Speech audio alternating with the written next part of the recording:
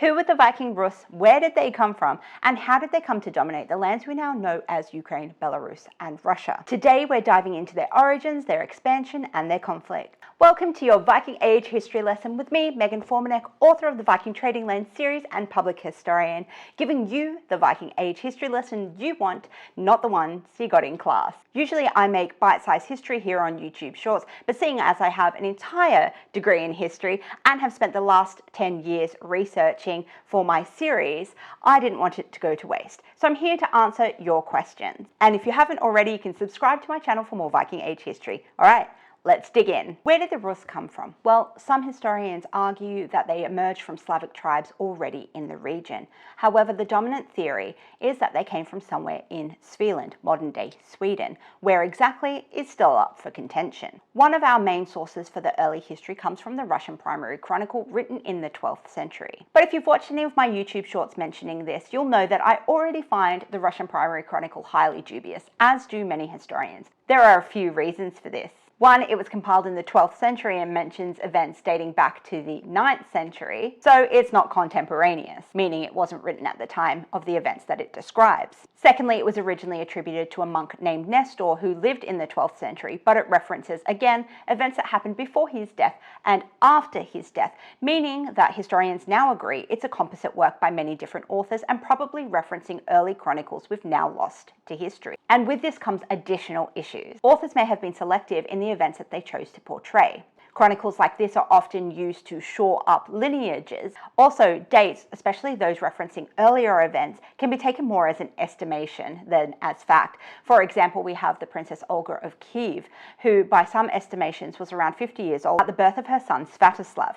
While not impossible, it is impressive. And lastly, the Russian Primary Chronicle cannot be taken as fact. It blends historical and semi-legendary elements, so we just can't tell what is fact or fiction. But that's what we have to work with. Now let's look at some of the other evidence that supports that the Rus were Swedish. For this, we actually have a pretty solid one. In the Annals of St. Bertin, in 839, a group called the Ros, R-H-O-S, and this may be a phonetic spelling, travelled to the Frankish court of Louis the Pious as part of the Byzantine emissary, and they were seeking safe passage home. Now, Louis the Pious identified them as Swedes. This is also supported by archaeological finds of Scandinavian jewellery in settlements in the area. Now, with this as a starting point, we can look at the first rulers of the Rus. Now, the Chronicle states very specifically that the first ruler was Rurik. It claims that Rurik was invited to rule over the Slavic warring tribes in the 860s, and that sounds exactly like the kind of story that would be used to shore up lineage. And by that, I mean justification of dynasty. What the Chronicle does tell us is that Rurik accepted and came to rule along with his brethren Cineas and Truvor. Now, Cineas and Truvor went off to Belozero and Izbrosk to rule, while Rurik set up his land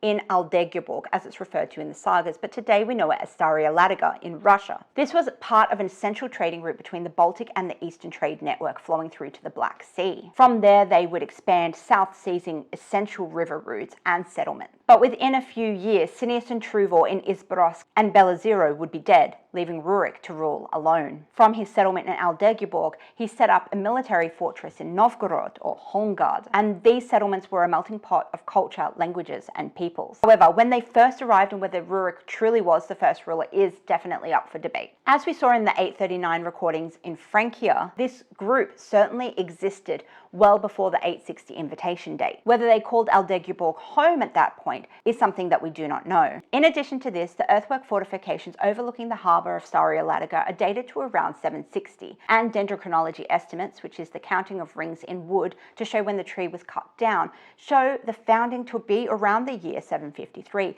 well before the purported invitation to rule. So it may have been that this settlement was established prior to rule, or that they arrived earlier, but this is not recorded in the Primary Chronicle. By 879, Rurik is dead, leaving his young son Igor. We are told by the Chronicle that Oleg, his kinsman, steps in to rule as regent for the young son until he comes of age. Who was Oleg? By now, I'm sure you're one step ahead of me, and you know that the Russian Primary Chronicle is probably a little vague on this too. All it tells us is that he was Rurik's kinsman. This is one of the great frustrations of history. Much of what is recorded is assumed knowledge, now lost to the passage of time. We could not possibly hope to understand all the nuances, so we are left wondering, much of the time. Kin could mean any number of things. Without going too much into Viking Age relationships, we know that blood brothers aren't brothers of the blood at all in the biological sense. So we could have brothers who have exchanged blood oaths, biological brothers, foster or fostered brothers where they go to other families and develop that connection, and friends. So this level could be any number of things. In my books, I've chosen to make Oleg and Rurik brothers-in-law. When Rurik marries Oleg's sister, thereby making Igor, Rurik's son, Oleg's nephew. And like any good uncle, what is Oleg's first move when he takes the regency? To extend his nephew's power. One of his first moves is to travel south and capture Kyiv. At the time, Haskold and Deir were ruling Kyiv. They were Varangian war chiefs who were credited with the 860 attack on Constantinople. We are told that they were given leave for the attack, but did not return. So it is assumed that between the attack of Constantinople and the time of their death that they ruled Kyiv. Some 20 years. Now in 882, Oleg approached Kyiv dressed as a merchant. Thinking he had something good to sell, Haskold and Deir left the city walls. Oleg declared them not of princely blood and executed them. An interesting claim, seeing as Oleg himself was not of princely blood, but perhaps the differentiation here is that he was ruling as regent and not the throne himself. So if Haskold and Deir were only war chiefs, did they have any relation to Igor, Oleg, or Rurik? Well, some say that this is the case, but the disdain with which they're written about clearly casts them in a lesser light. And in my books, I've chosen to make them the half-brothers of Rurik, born to the same father, but a concubine mother. With Kyiv secure, Oleg launches a campaign on the surrounding Slavic tribes. Some come to heal a little easier, such as the Polyanians, but some offer more resistance, such as the Drevlians. And if you've seen any of my other videos, which I'll link somewhere either in the description or the cards, you'll know that they meet a fiery end with one of my favorite characters from this period of history, Olga, the Princess of Kyiv. Oleg also took on the Khazars. By taking tribute from the surrounding Slavic tribes, he was cutting off the Khazars from lucrative tribute they previously received. But his most famous campaign is probably his 907 Constantinople campaign, where he nailed his shield against the walls of Constantinople. Now, this is glossing over a really terrible event where they absolutely decimated the surrounding suburbs of Constantinople, but couldn't quite get in the city, so there was a lot of devastation surrounding it. Oleg died in 912, and Igor did take the throne, and he continued the Rus military expansion. The Drevlians took Oleg's death as a chance to step out from Rus rule, but Igor retaliated by imposing heavier tribute upon them. In 941, Igor was back in Constantinople. This time the Byzantines were ready, devastating the Rus fleet with Greek fire, and the Rus retreated. But not one to step down, Igor was back in 944 at Constantinople's gate, but this time the Byzantine and the Rus negotiated a peaceful treaty. Now, Igor's life came to a brutal end just 1 year later, when, after years of fighting, the Rus treasury was drained, went to the Drevlians to seek more tribute. Incensed and insulted, the Drevlians, we are told, tie each of Igor's limbs to 4 trees and fling him in opposite directions, thus resulting in his death. Now, the Drevlians' leader, Prince Mal, went on to make one more fatal mistake, and that's proposing marriage to Igor's widow, Olga. Now, if you've seen my previous videos, if you haven't, I'll link those. We know how that ends. Princess Olga sets fire to Drevlian settlements and wipes them from the map. But this is not the end of the Rus, and part of the reason I find them so fascinating is that they're clear adopters of culture.